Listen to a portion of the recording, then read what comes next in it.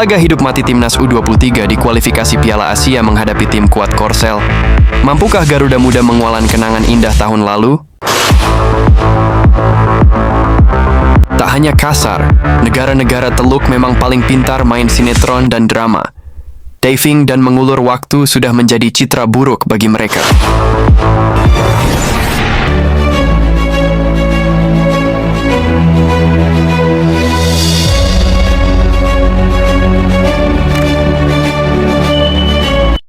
Negara Semenanjung Arab punya perkembangan sepak bola cukup signifikan, bahkan bisa dikatakan sejajar dengan Asia lainnya yang diisi negara-negara kuat dalam sepak bola seperti Korea, Cina, dan Jepang.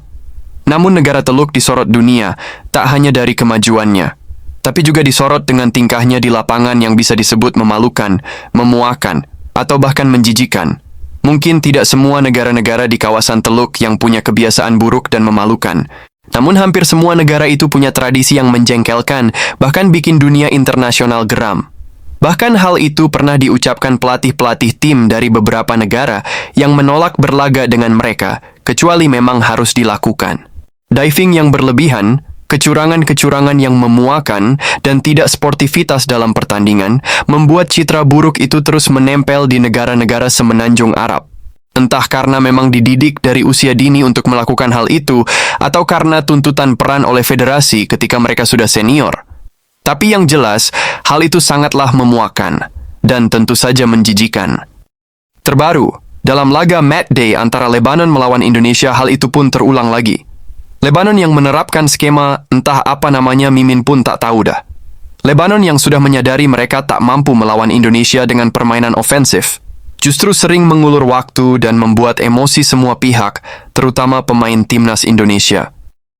Pertandingan persahabatan saja mereka bermain seperti kambing congeh, ular kadut, bagaimana jika bermain dalam laga penting. Tapi memang sudah jadi citra dari negara onta ini, tentu publik harus memakluminya, hahaha.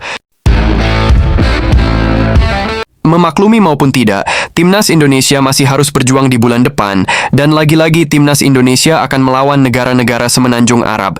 Tentu saja ini jadi evaluasi penting buat federasi dan pelatih, mengingat lawan nanti juga hampir punya tipikal dan permainan yang sama perihal ketidaksportifan. Dan tentu saja ini harus jadi peringatan untuk timnas Indonesia pada waktunya nanti, saat mereka harus bertemu dan berhadapan. Apalagi laga nanti adalah laga yang teramat penting demi membawa nama masing-masing negara di pentas dunia. Tentu saja segala cara akan dilakukan. Dan tentu saja pelatih pemain dan Federasi Indonesia sudah mengetahui hal ini. Tentunya dengan mencermati dan mempersiapkan laga nanti dengan seksama.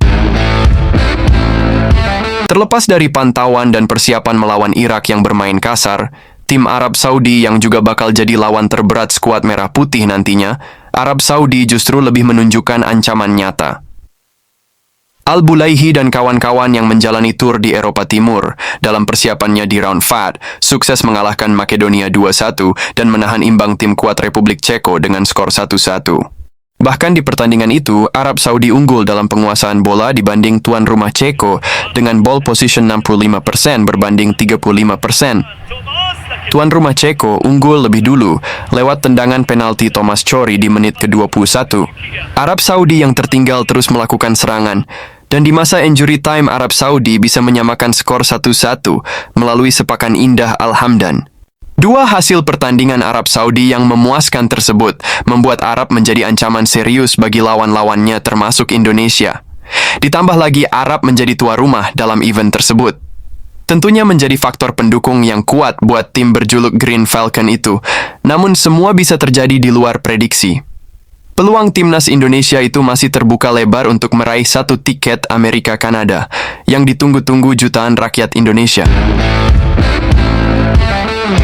Sementara laga hidup mati timnas Indonesia U23 di kualifikasi Piala Asia 2026, di laga terakhir bertemu Korea Selatan U23, Indonesia menyerah 1-0.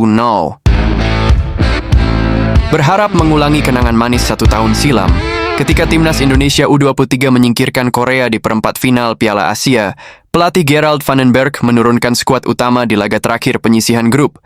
Bermodalkan 4 poin di laga awal setelah mengalahkan Makau dan imbang lawan Laos U23, timnas U23 bermain dengan ambisi penuh. Ditambah tertutupnya jalur runner-up terbaik untuk lolos yang sudah sirna, kemenangan menjadi jalur mutlak dan harus didapatkan skuad Garuda Muda. Namun sayangnya, laga baru beberapa menit berjalan, timnas U23 harus kebobolan, dan tertinggal 1 gol dari Korea U23. Korea terus menggempur pertahanan Garuda Muda, namun hingga babak pertama usai, kedudukan tetap tak berubah untuk keunggulan sementara Korea U23. Di babak kedua permainan nyaris sama, Korea terus saja mendominasi jalannya laga dan berkali-kali mengancam gawang Indonesia.